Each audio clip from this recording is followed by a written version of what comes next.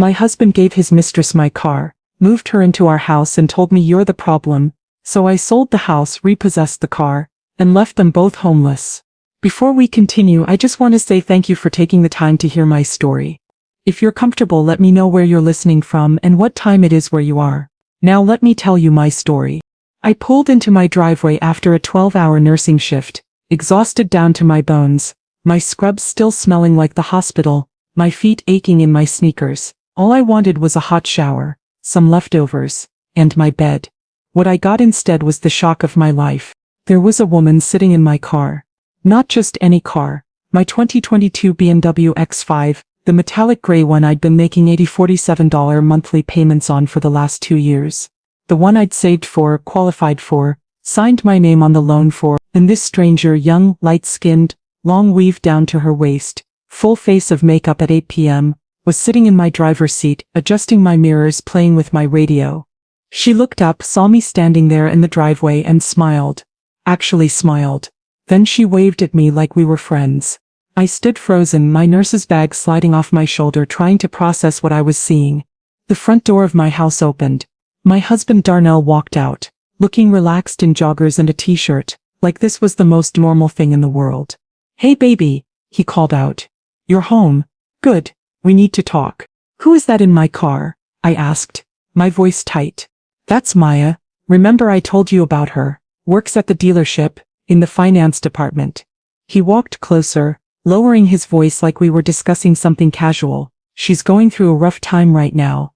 Roommate drama, you know how that goes. I told her she could borrow your car for a few weeks while she sorts things out.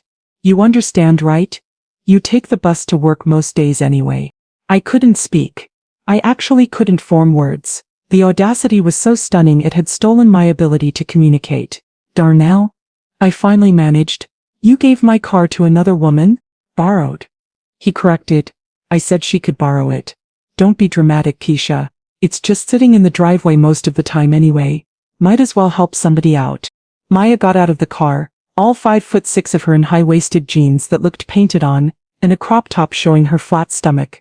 She couldn't have been more than 26, 27, young enough to be. No, I wouldn't think about that right now.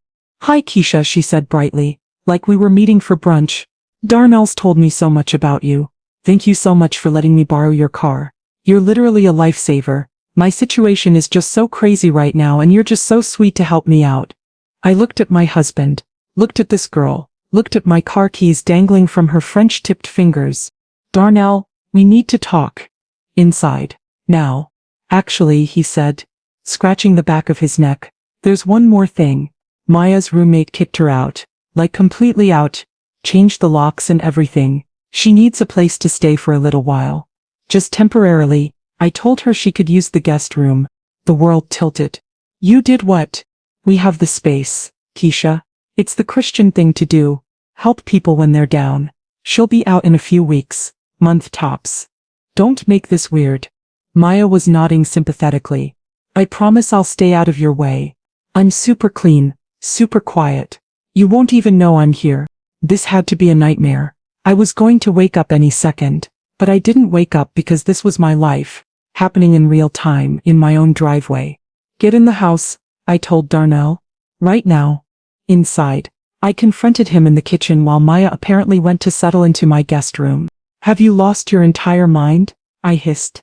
"You gave my car to some girl from your job and moved her into our house without even asking me?" "I'm asking you now," he said, opening the refrigerator and grabbing a beer. "And I knew you'd be cool with it. You're always talking about helping people, about being there for the community. This is what that looks like." "This is what that looks like? Moving a 20-something girl into our home and giving her my car? See, this is the problem." He pointed the beer bottle at me. "You're always so suspicious, so negative. Not everything is some conspiracy, Keisha. Maya is a friend who needs help. That's it. Stop making it into something it's not." "Where exactly did you meet this friend?" "I told you, the dealership. She works in finance." "And how exactly did you become close enough friends to move her into our house?" He rolled his eyes. "We talk at work, we got cool. She's going through things and needed help," I offered. "That's what decent people do." I stared at my husband of 15 years, and barely recognized him, When had he become this person? This man who made unilateral decisions about my property, my space, my life, and then acted like I was unreasonable for questioning it. She needs to leave, I said firmly. Tonight, she can get a hotel, she can go to her family. I don't care, but she's not staying here. Yes, she is, Darnell said, his voice going hard. I already told her she could stay. I'm not going back on my word. That would make me look bad. Make you look bad? What about how this makes me look? My husband moving another woman into our house. Our house, he emphasized. We're married. It's community property. I have just as much right to offer someone a place to stay as you do. That was legally questionable at best, but I was too tired to argue. I'd been up since 5 a.m., on my feet all day, dealing with sick patients and their families, and now I had to come home to this. 1 week, I said. She has 1 week to find somewhere else. We'll see, Darnell said, which wasn't agreement. That night, I lay in bed alone while Darnell slept on the couch, or so he said. I heard voices downstairs. Laughter. His laugh and her laugh, mixing together in my living room at midnight. I pulled out my phone and did something I probably should have done a long time ago. I opened my banking app, the one for the account Darnell didn't know about. The one I'd been funneling money into for the past 3 years. Ever since I first suspected he was cheating. Balance, $125. I'd been working overtime, picking up extra shifts, saving every penny I could without him noticing. Call it intuition. Call it preparing for the worst. Call it a woman who'd seen too many of her friends get screwed in divorces because they weren't financially ready. I also opened the folder on my phone, where I'd been saving screenshots, text messages, credit card statements, photos, evidence of a marriage that had been crumbling for years, while I tried to hold it together alone. Tomorrow, I decided, I'd start taking more photos, recording more conversations, because something about this situation, about Maya, about the car, about how comfortable Darnell seemed told me this was bigger than I knew. I just had to find out how much bigger. Let me back up and tell you how I got here. How a woman like me, successful, smart, independent, ended up in this situation. My name is Keisha Renee Thompson Williams, and I'm 43 years old. I grew up on the south side of Chicago, raised by a single mother who worked as a CNA. I watched her struggle, watched her sacrifice, watched her accept disrespect from men because she didn't think she had options. I promised myself I'd never be that woman. I put myself through community college working 2 jobs, got my RN license, started working at Northwestern Memorial Hospital, met Darnell when I was 25, him 27. He was charming, ambitious, funny, worked at a car dealership, talked about becoming a sales manager someday, owning his own business. We dated for 3 years before getting married. The first 10 years were good. Not perfect, but good. Real love, real partnership. We bought a house together. Well, I bought it. His credit was bad from some mistakes in his 20s. So the mortgage was in my name only. I qualified on my salary alone, but I didn't care. We were married. What's mine is yours. Right? Wrong. Around year 12, things changed. Darnell started working late constantly. Started being secretive with his phone. Started picking fights over nothing. I suspected an affair but never had proof. And honestly, I was tired, working 50-60-hour weeks at the hospital, doing all the cooking, cleaning, managing the household bills. Fighting about an affair I couldn't prove seemed like too much energy. So I did what a lot of women do. I focused on myself, my career, my money. I started saving secretly, just in case. I stopped fighting about the late nights and the distance. I became roommates with my husband while living in the same house. And now, 3 years later, here we were, him moving his mistress into my house while I paid the mortgage. The next morning, I woke up to the smell of bacon. For a moment, still half asleep, I thought maybe Darnell was cooking breakfast as an apology. A peace offering. Then I heard her voice. Darnell, you want cheese in your eggs? I make them really good with cream cheese. Makes them super fluffy. I came downstairs to find Maya in my kitchen, cooking in my pans, using my groceries, wearing a tiny silk pajama set that barely covered anything. Good morning, she chirped when she saw me. I made extra if you want some.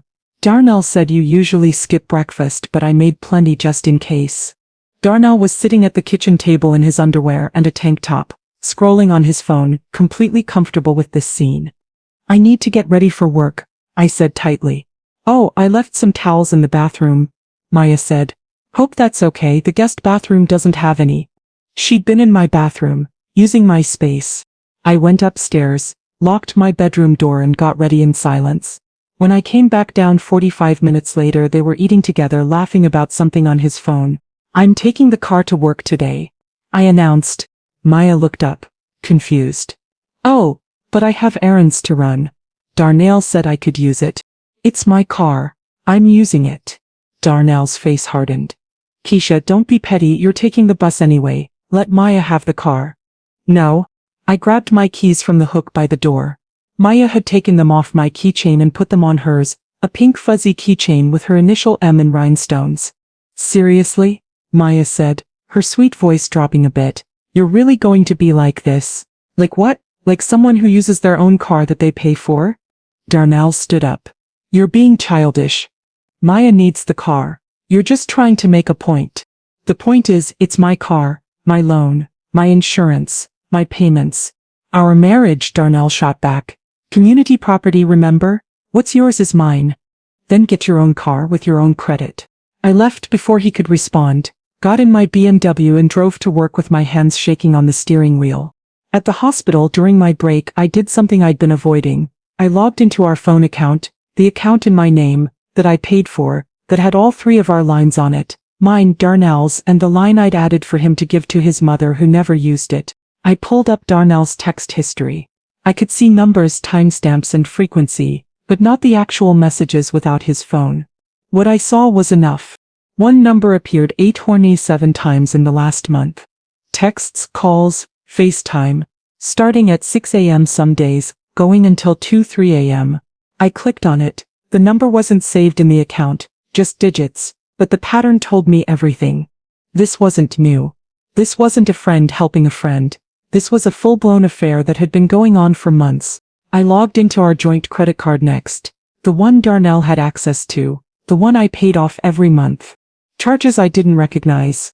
Ruth's Chris Steakhouse, the Peninsula Hotel Chicago, Nordstrom, Tiffany & Co., United Airlines, $1,247. 2 round-trip tickets to Miami. I scrolled back. The charges went back 8 months. Hotels, restaurants, shopping, flights. He'd been taking her on dates, on trips, buying her jewelry, all on my credit card. I felt sick, not just betrayed. Stupid. How had I missed this? How had I been so blind? Then I got angry. That white-hot anger that burns away everything else. I called my best friend LaShonda, who worked in the ICU on my floor. Girl, you sound crazy, she said after I explained the situation. He moved her into y'all house. Into my house, that I pay for. You know what you need to do? I know, but I need to do it right. I need to cover all my bases. You need to call Renee, LaShonda said. Renee was her cousin, a divorce attorney who'd handled LaShonda's sister's messy divorce 3 years ago. I'd actually already called Renee 2 months ago when I first started seriously considering divorce. I'd had a consultation, gone over my assets, understood my rights, but I hadn't pulled the trigger because part of me kept hoping things would get better. Now a mistress was sleeping in my guest room and driving my car. Things weren't getting better. That evening I came home to find Maya had redecorated.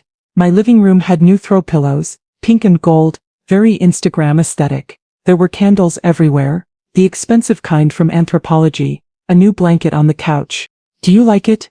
Maya asked, bouncing into the room. I felt like the space needed some life, some color. Darnell said it was fine. Where did you get the money for all this? I asked. Oh, Darnell took me shopping earlier. He said you wouldn't mind. He used the card, the credit card. My credit card. They went shopping together and redecorated my house with my money. Darnell came in from the garage. Looks good, right? Place was looking dated. Needed an update. You took her shopping, with my credit card, to redecorate my house. Our house, he corrected. And yeah, I used the card. That's what it's for.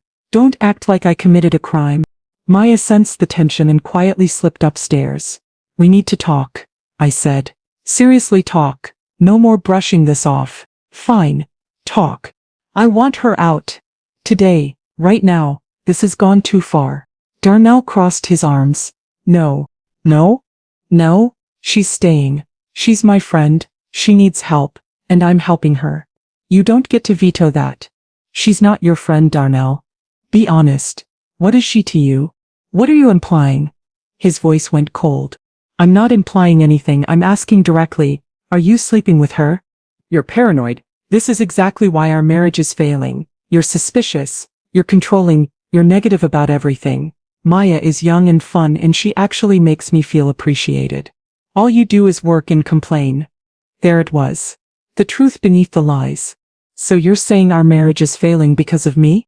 I'm saying maybe if you acted more like Maya, younger, happier, more appreciative, I'd want to be around you. The words hit like a physical blow. Younger, like I could change being 43, like I hadn't earned every year, every wrinkle, every gray hair I covered with dye. Get out, I said quietly. What? Get out of my face before I say something I can't take back. He laughed. This is my house too, Keisha. I'm not going anywhere, and neither is Maya. I went upstairs, locked myself in my bedroom and cried for the first time in months. Not sad crying, angry crying, the kind where you're so furious you can't contain it. Then I dried my face, opened my laptop and got to work. I pulled up the mortgage account, property deed, car title, credit cards, bank accounts. I made a spreadsheet of everything, what was in my name, what was joint, what he could claim. The house, my name only. My loan, my payments for 8 years. The BMW, my name only. My loan, my payments. My retirement account, my name only. My savings account, the secret one, my name only. Joint checking, both names, but I deposited my paychecks there. Joint credit card, both names, but I was the primary and made all payments. Illinois was a no-fault divorce state, with equitable distribution of marital property. That meant even though everything was in my name, he could argue it was acquired during the marriage and try to claim half. But there were exceptions. Property owned before the marriage, inheritances, and most importantly, property titled in one name where only that person contributed to payments could be argued as separate property. I had a case. A strong one, especially with evidence of his affair and his financial irresponsibility. I opened a new folder on my laptop, evidence. Started organizing everything. Screenshots, photos, credit card statements, phone records. Then, I did something else. I ordered a small recording device from Amazon. Overnight shipping, the kind that looked like a pen. Legal in Illinois as long as one party in the conversation consented and I would be that party. If he wanted to play games, I'd play. But I'd play to win. Over the next 2 weeks I documented everything while pretending to accept the situation. Maya took over more and more of the house. She used my bathroom because the lighting is better for makeup. She wore my robe because hers was still at her old place. She cooked dinner for Darnell every night, while I worked late and came home to find them cuddled on the couch watching movies. Want to join us? Maya would ask sweetly, knowing damn well the answer was no. I recorded conversations. Darnell talking to Maya. Don't worry about Keisha. She'll get over it. She always does. She's not going anywhere, she's too proud to admit her marriage failed. Maya responding, when are you going to tell her about us? I'm tired of sneaking around. Darnell, soon baby, soon. I just need to figure out the money situation. She makes good money and I need to make sure I'm protected. There it was. He was planning to divorce me and take half of everything I'd worked for. I also followed them one Saturday when they thought I was working. Watched them go to brunch at a trendy spot in River North. Holding hands across the table. Watched him put his hand on her lower back as they walked. Watched him kiss her in the parking lot. I took photos of all of it. I also did something that would prove crucial later. I went to the car dealership where Darnell worked, pretending to browse for a new car. I chatted with the sales manager, mentioned I was Darnell's wife. Oh, you're Keisha. Darnell talks about you. How's everything? Great, I lied. Hey, random question, does Maya still work here? In finance? He looked confused. Maya? We don't have anyone named Maya in finance. Never have? Really? Darnell said she works here. Nope. I know everyone in this building. No Maya. So she didn't work there. That was lie number 1. Which meant everything about how they met was probably a lie too. That night I came home and asked casually, Maya, how's work going at the dealership? She looked startled. Oh, it's good, busy, you know? Which location are you at again? The one on Milwaukee Avenue. Why? I just been to that location. The one where Darnell worked, where there was no Maya in finance. Just curious. Darnell mentioned you're in finance? Yeah, been there for 2 years. Lie. I smiled. That's great. Must be nice working with Darnell. She relaxed. Yeah, it is. I went upstairs and lied about employment to my evidence file. The breaking point came 3 weeks after Maya moved in. I came home early one afternoon. I'd swapped shifts with a coworker. I opened the door quietly, planning to grab some files from my home office. I heard sounds from upstairs. From my bedroom. My bedroom, the one I'd been sleeping in alone for weeks while Darnell claimed the couch. I walked up the stairs, my heart pounding, opened my bedroom door. Darnell and Maya. In my bed. The bed I'd bought. The sheets I'd washed. They scrambled apart. Maya grabbed the sheet to cover herself. Darnell jumped up, naked, holding his hands out. Baby, wait. Get out. I said, my voice deadly calm. Both of you, get out of my bedroom. Keisha, let me explain. Get out. Maya grabbed her clothes and ran past me, not meeting my eyes. Darnell pulled on his boxers. Keisha, I'm sorry. It's not what you think. It's exactly what I think. You're fucking her in my bed. In my house. Get out of this room before I call the police. Call them. Tell them what, that your husband is having sex in his own house? They'll laugh at you. This is my house. My bedroom. My bed. You have 10 seconds to get out or I'm calling 911 and reporting a trespasser. He left. Still protesting, still trying to spin it somehow. I locked the door, stripped the bed, threw everything in the hallway, sheets, comforter, pillows, everything they'd touched. Then I sat on the bare mattress and called Renee, the divorce attorney. I'm done waiting, I told her. Start the paperwork. I want him out and I want everything I'm entitled to. I'll have papers ready by tomorrow. But Keisha, if you're serious about this, you need to be strategic. Don't let on that you're preparing to leave. Not yet. We need to position everything correctly. What do I do? Document everything, don't move out. Don't leave the house. If anything, he should be the one to leave.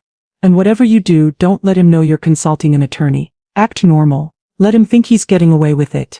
That's going to be hard. I know, but it's necessary, trust me. So that's what I did. I pretended. For 2 more weeks. I pretended to be the ignorant wife, while I got all my legal ducks in a row. During those 2 weeks, the disrespect reached new levels. Maya started calling Darnell baby in front of me. He'd come home from work and she'd run to the door, jump into his arms, kiss him right in front of me. When I objected, Darnell said, "You're being bitter. This is why I don't love you anymore. You can't just be happy for other people." They went out on dates and came home late, stumbling and drunk and loud, making noise in the guest room that I could hear through the walls. Maya used my expensive skincare products, wore my jewelry, even tried on my clothes, and took selfies in them that she posted on Instagram. When I told her to stop, she said, "Darnell said I could. He said what's yours is his and what's his is mine. So technically it's mine too."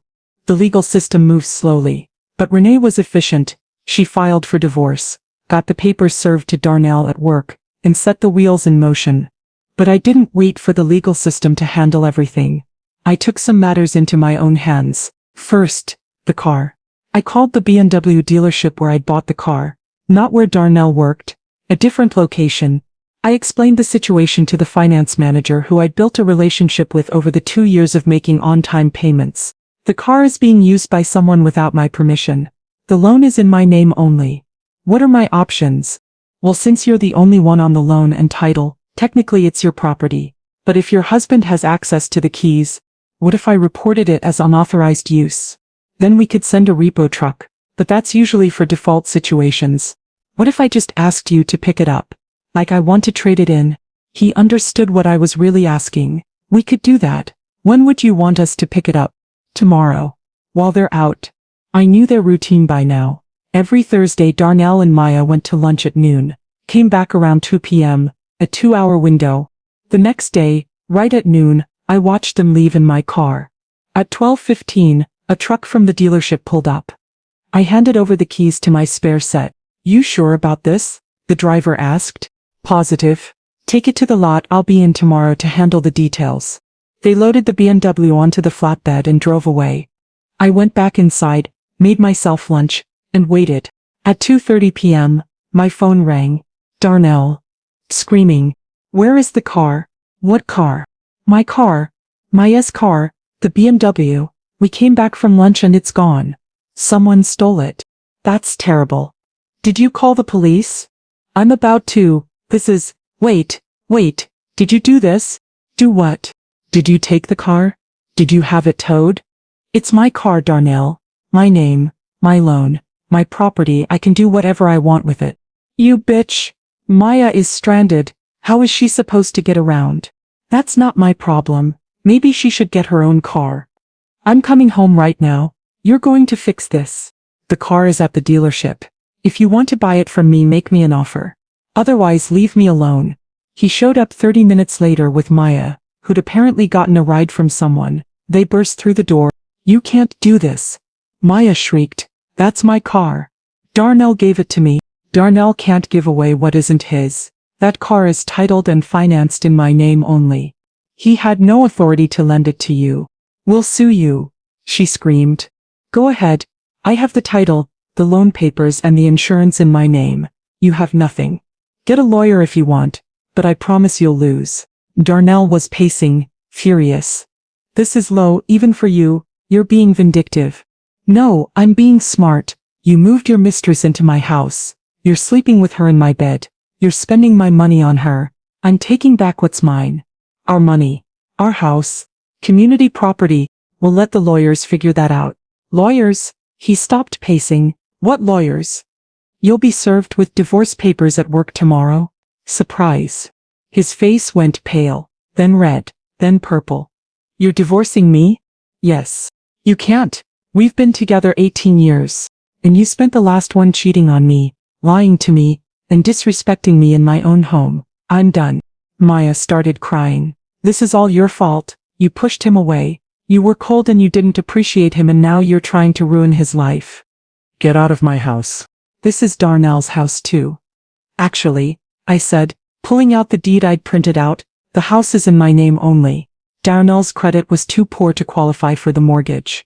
I am the sole owner, and as the sole owner, I'm giving you both notice to vacate. You have 30 days. 30 days? Darnell exploded. You can't kick me out of my own house. It's not your house. Your name isn't on the deed. You're not on the mortgage. You've contributed nothing to the down payment or monthly payments. Legally, you're a guest, and I'm evicting you. I handed him the formal notice to vacate that Renee had prepared. You're insane, he said. You've lost your mind. No. I found my self-respect.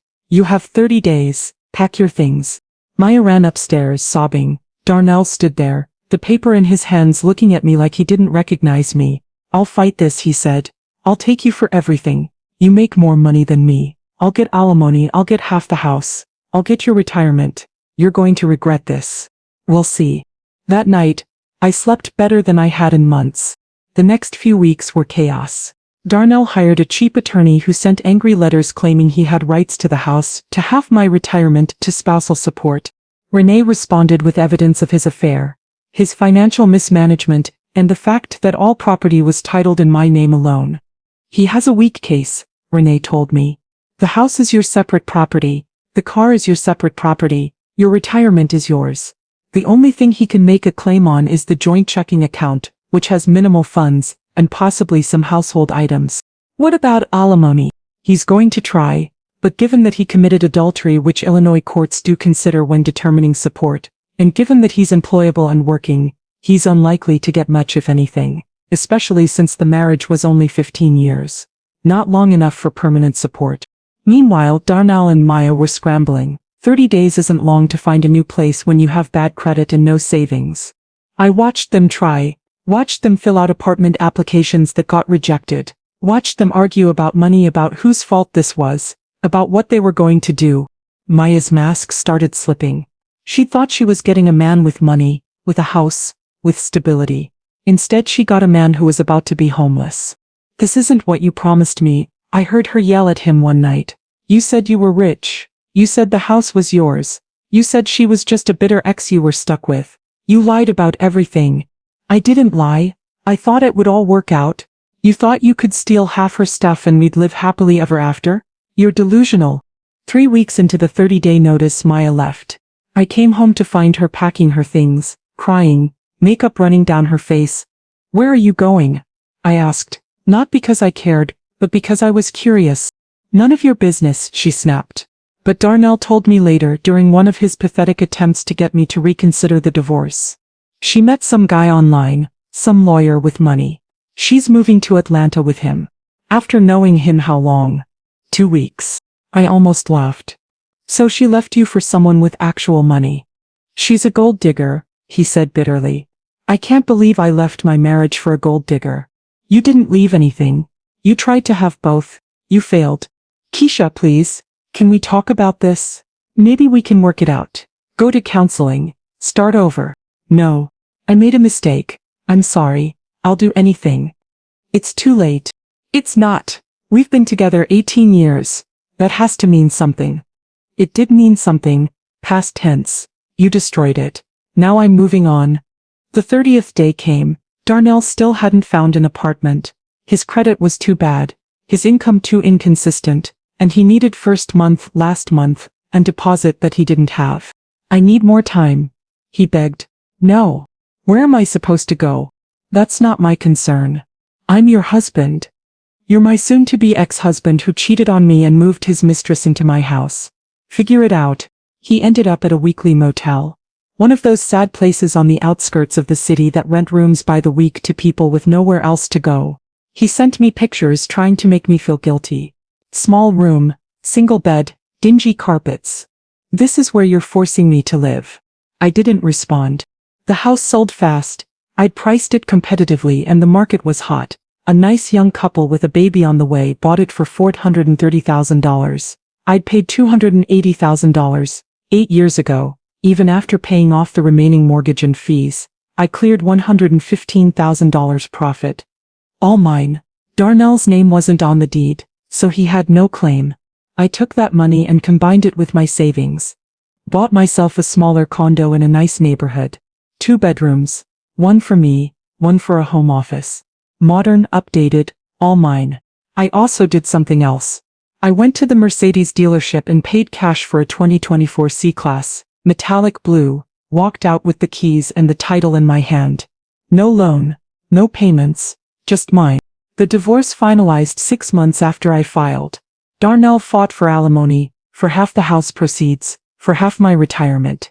He got nothing. The judge ruled that the house was my separate property since it was titled in my name alone, and I'd made all payments. The car was my separate property for the same reason. My retirement was mine because it was funded entirely by my income and contributions.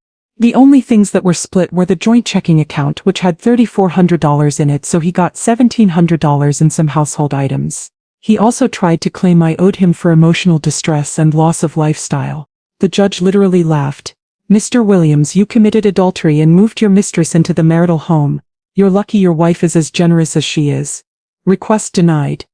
Darnell walked out of that courtroom with $1,700 and a broken IKEA coffee table. I walked out free. 6 months after the divorce, I'm living my best life. I work my shifts at the hospital, come home to my peaceful condo. No drama, no chaos, no lying husband. I picked up a few extra shifts and have been stacking even more money. My savings account now has $180,000. I started dating casually, nothing serious. Just enjoying being appreciated, being valued, being treated like I matter. I also started traveling. Took a trip to Jamaica with LaShonda. Posted pictures of us on the beach, drinks in hand, living our best lives.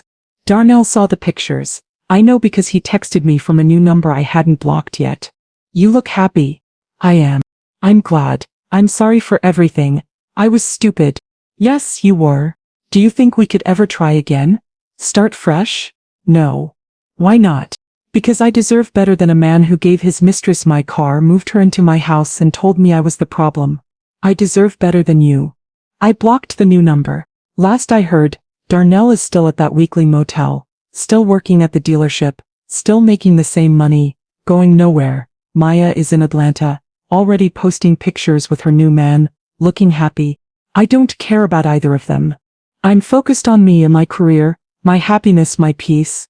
1 year after I kicked them both out, I'm sitting on my condo balcony, looking out over the city, sipping wine, and I'm thinking about how close I came to just accepting the disrespect. How close I came to being the woman who let her husband walk all over her because she was too tired, too defeated, too scared to fight back.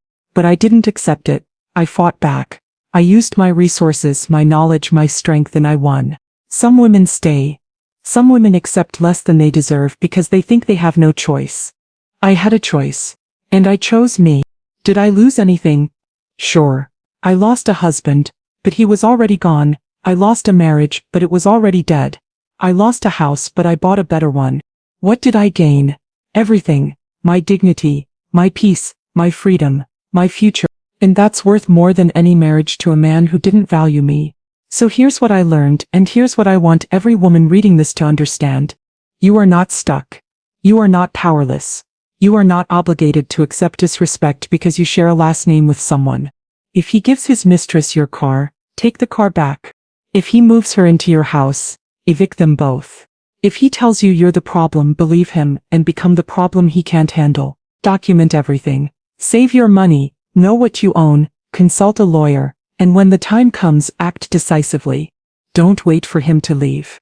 Don't wait for him to change. Don't wait for the situation to get better. Take your power back and walk away. Because sometimes the trash doesn't take itself out. Sometimes you have to drag it to the curb yourself. And when you do, don't look back. 2 years after the divorce, I'm in an entirely different space, literally and figuratively. I got promoted at the hospital. I'm now a charge nurse on my floor, making $95,000 a year. I picked up 2 side hustles, teaching CPR classes on weekends and doing travel nursing 1 week a month in different states. My income last year, $142,000. My savings account, $47,000. I bought a second property, a small rental condo that generates $1,800 a month in passive income. I'm dating someone new. His name is Marcus, he's 46, owns a construction company, and he treats me like a queen. We take things slow. I'm not rushing into anything, but it's nice to be with a man who actually values me. I ran into Darnell 6 months ago, literally ran into him at the grocery store. He looked rough, tired, older than his 47 years. He was buying ramen and hot dogs, the kind of cart you see from people struggling. Keisha, he said when he saw me, how are you? I'm great, I said, and I meant it. My cart was full of fresh vegetables. Salmon, good wine. He noticed. You look good, really good. Thanks. I heard you got promoted. Congratulations. Thank you. And you're seeing someone? I am. He nodded, looking down at his sad cart. I'm happy for you, really. How are you doing? I asked, being polite. I'm getting by, still at the dealership, still trying to get back on my feet. Still at the motel? He looked embarrassed. Yeah, can't seem to save enough for a deposit on an apartment. That's tough. Yeah, he paused. Listen, I know I don't have the right to ask, but do you think you could loan me some money? Just to help me get into a place? I'll pay you back. I looked at this man who gave my car to his mistress, who moved her into my house, who told me I was the problem, who tried to take half of everything I'd worked for. No, I said simply. Keisha, please. I'm desperate. I've been living in that motel for almost 2 years. I just need a little help to get back on track. You should have thought about that before you chose Maya over your marriage. I made a mistake. How long are you going to punish me? I'm not punishing you. I'm just not helping you. There's a difference. After everything we had, 18 years, after everything you did, you made your choices. Now you live with them. I walked away. Didn't look back. As I loaded my groceries into my Mercedes, I felt nothing. No guilt, no sadness, no regret. Just peace. Because here's the final truth I learned. You don't owe anyone your resources, just because you used to love them. You don't owe anyone forgiveness just because they're sorry. You don't owe anyone a second chance just because they're struggling. Darnell made his choices when he had options. He chose Maya. He chose to disrespect me. He chose to try to steal from me. Now he gets to live with those choices.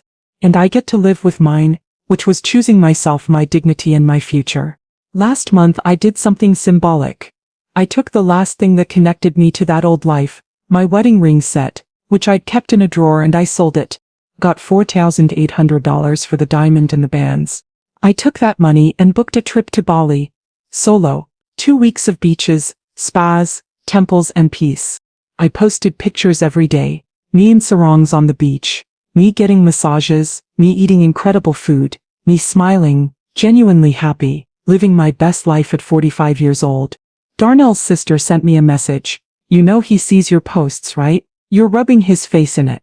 I responded, I'm not posting for him, I'm posting for me. If he sees them, that's his problem. She didn't respond. Because that's the thing people don't understand. When you walk away from toxicity, when you reclaim your life, when you thrive, you're not doing it to spite anyone, you're doing it for yourself. If your ex sees you thriving and feels bad, that's not your responsibility, that's just a consequence of his actions. My life now is everything I wanted but didn't think I could have while married to Darnell. I have financial security, money in the bank, investments, property, a career I love. I have peace. No fighting, no drama, no lies, no disrespect. I have freedom. I do what I want, when I want, with who I want. I have joy, genuine happiness that comes from living authentically. And I have self-respect, the knowledge that I stood up for myself when it mattered most. Was it easy? No. Was it scary? Yes. Was it worth it? Absolutely. If you're reading this and you're in a situation like I was, where you're being disrespected, taken advantage of, made to feel like you're the problem when you know you're not, hear me. You have more power than you think. Your name on that deed means something. Your name on that car title means something. Your income, your credit, your contributions, they all mean something. Don't let anyone make you feel like you're trapped. Don't let anyone convince you that you need them more than they need you. Get your documents in order.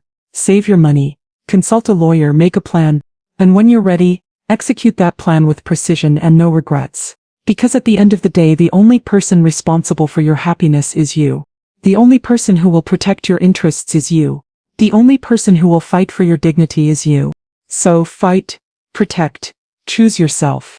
And when the dust settles, when the divorce is final, when you're standing in your own space that you paid for with your own money, surrounded by your own peace, you'll know you made the right choice. I know I did. And I'd do it all again in a heartbeat.